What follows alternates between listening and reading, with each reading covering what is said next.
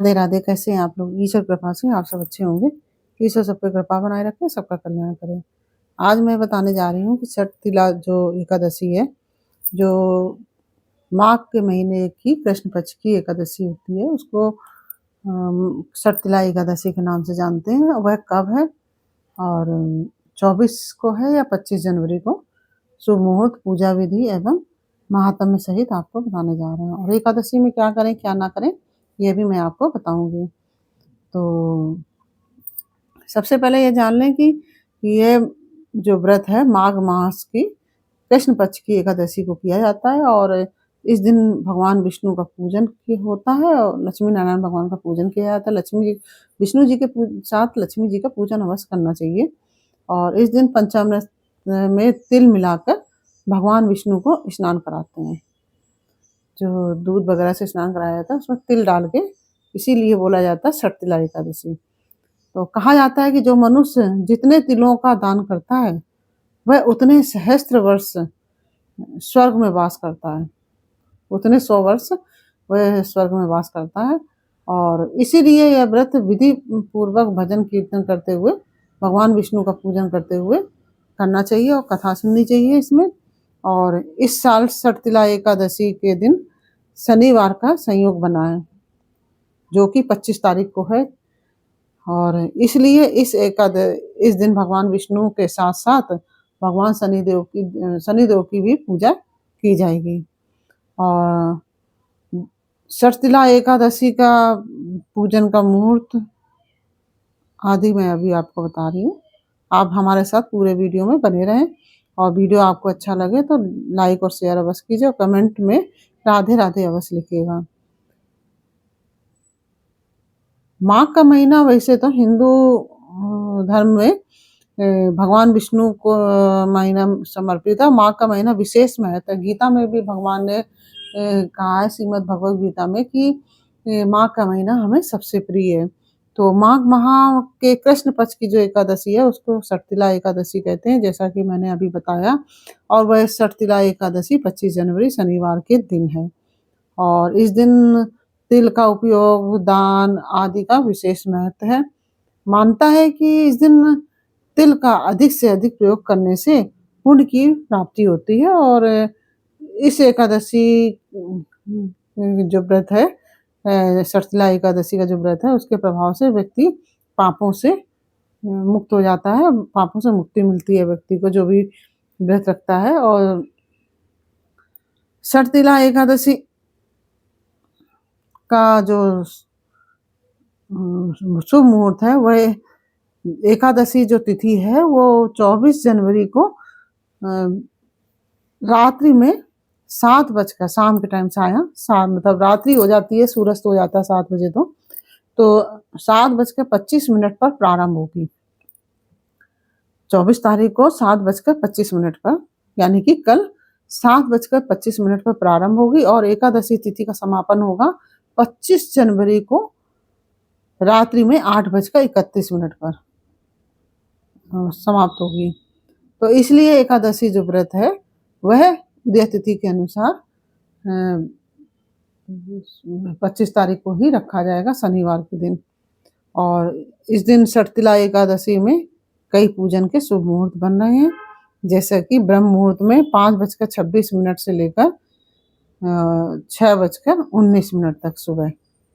और जो प्रातः संध्या मुहूर्त है वो 5:53 53 सुबह 5:53 से लेकर 7:13 तक सुबह है।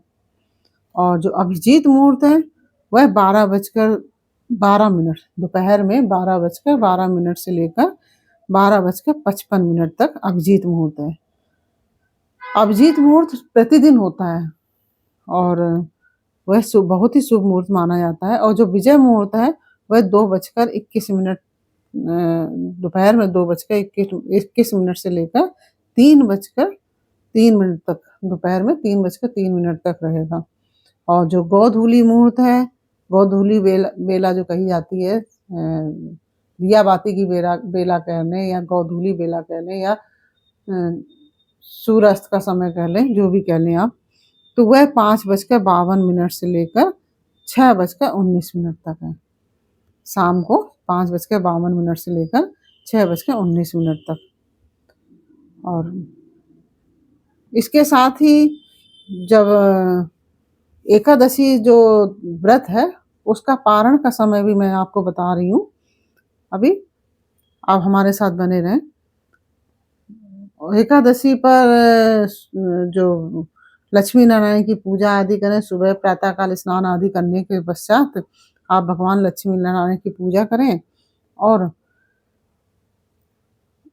उनको जो दूध या पंचामृत से स्नान कराएं तो उसमें तिल अवश्य डालें, क्योंकि षटतिला एकादशी है और माघ मास में तिल का दान बहुत ही महत्वपूर्ण माना गया। तिल से भगवान को स्नान कराना भी बहुत महत्वपूर्ण होता है। और फिर इसके बाद भगवान को पुष्प है, चंदन है, और अगर आपके पास केसर है तो केसर तिलक लगाइए भगवान लक्ष्मी नारायण को। और पुष्प है, फल है, नैवेद्य आदि अर्पण करें और आरती करें, धूप दीप आदि दिखाएं और कथा अवश्य सुननी चाहिए। कथा तो अवश्य सुननी चाहिए, कोई भी व्रत वगैरह होता है तो कथा अवश्य सुनी जाती है। कथा सुने और उसके पश्चात आरती करें। आरती करने से हमारे जो पूजन में त्रुटि हो गई है उसकी क्षमा हो जाती है। और इसके बाद प्रार्थना करें और भगवान लक्ष्मी नारायण का पूजन करने के पश्चात भगवान विष्णु की एक माला अवश्य करें, चाहे ओम नमो भगवते वासुदेवाय या ओम विष्णुवे नमः, जो भी आप मंत्र करना चाहते हैं वो मंत्र आप कीजिए। तो क्योंकि माला अवश्य करनी चाहिए। और एकादशी में रात्रि में जागरण का विशेष महत्व है। रात्रि में जागरण अवश्य करना चाहिए।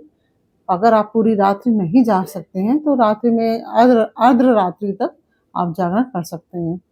तो वैसे भी आजकल 12-1 बजे तक तो लोग जगते ही हैं, तो आप उस तरह से भी करें। खाली ये नहीं कि जागरण करना है तो टीवी वगैरह देखिए, टीवी वगैरह नहीं, आप भजन कीर्तन कीजिए या भगवान का मंत्र जप कीजिए। इस तरह से मंत्र जप का विशेष महत्व होता है। तो इस तरह से मैंने आपको शुभ मुहूर्त भी बताया, पूजा की विधि बताया, महत्तम भी बताया। अब मैं आपको षटतिला एकादशी के पारण का मुहूर्त बता रही हूँ। षटतिला एकादशी जो व्रत है उसके पारण का समय है 26 जनवरी को, रविवार को किया जाएगा। षटतिला एकादशी का पारण 26 जनवरी को एक रविवार के दिन किया जाएगा। पारण का शुभ मुहूर्त है सुबह 7:12 से लेकर 9:21 तक पारण का समय रहेगा। और पारण की तिथि के दिन द्वादशी समाप्त होने का समय जो है रात्रि में 8:54 है। पारण तिथि के दिन जो द्वादशी समाप्त हो रही है वह रात्रि में 8:54 पर हो रही है। और जो शुभ मुहूर्त है पारण का सुबह 7:12 से लेकर 9:21 तक सुबह तक रहेगा। सुबह 7:12 से सुबह 9:21 तक 26 जनवरी को रहेगा। तो इस तरह मैंने आपको ये सब जानकारी दी है। मैं आपको बता रही हूँ कि एकादशी पर क्या करें क्या ना करें। एकादशी में बिल्कुल क्रोध आदि बिल्कुल ना करें, किसी को गाली वगैरह भी ना दें और तामसी भोजन ना करें। एकादशी को वैसे भी भोजन तो किया नहीं जाता, अन्न ग्रहण किया नहीं जाता है। और जो लोग व्रत नहीं है वो उनको भी प्याज लहसुन आदि से परहेज करना चाहिए। अगर आप मांस मदिरा वगैरह खाते हैं वो भी ना ग्रहण करें। तो इस तरह, क्योंकि तामसी भोजन बिल्कुल भी नहीं किया जाता है। और वैसे तो कहा जाता है कि एकादशी को अन्न ग्रहण करना ही नहीं चाहिए, चाहे व्रत हो या ना हो, फिर भी अन्न नहीं ग्रहण करना चाहिए। लेकिन अन्न अगर ग्रहण करते भी हैं तो तामसी भोजन तो बिल्कुल भी ग्रहण ना करें। तो इस तरह मैंने जानकारी आपको दी। ये जानकारी आपको कैसी लगी यह मुझे कमेंट बॉक्स में अवश्य बताइए। और फिर मिलते हैं आपसे अगले वीडियो में एक नई जानकारी, एक नई कहानी के साथ। तब तक के लिए राधे राधे।